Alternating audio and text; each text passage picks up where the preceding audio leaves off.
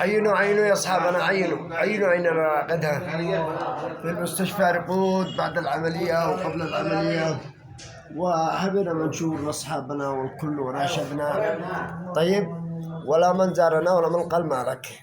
والبقية الرقود الذي جنبي من الضالع من حقه من المحويط من بينهم عمليات زائدة في كسور فيه، وزاروهم حتى الشيخ إذا ما زاروش اتصل له تلفون اتصال يسأل عليه ويطمن على صحته. وإحنا أصحاب أصاب والله ما حد طير عليك، لكن أصحابنا لو عارف على أنك يعني إنسان شبعان، وقالوا يوم الخميس عرس فلان ابن فلان وصابي، استأجر أضخم قاعة داخل صنعاء وأستأجر أحسن فنان داخل صنعاء. صدقونا حرام لا يتفاوضوا، لا يمشوا برجلهم، حرام لا يمشوا برجلهم.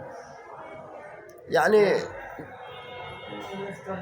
لو أنت شبعان تمشوا معك يعني والله إيش شيخ أنت، لكن خيرة الله. هذا المجتمع حقنا، المجتمع النصابي وهكذا.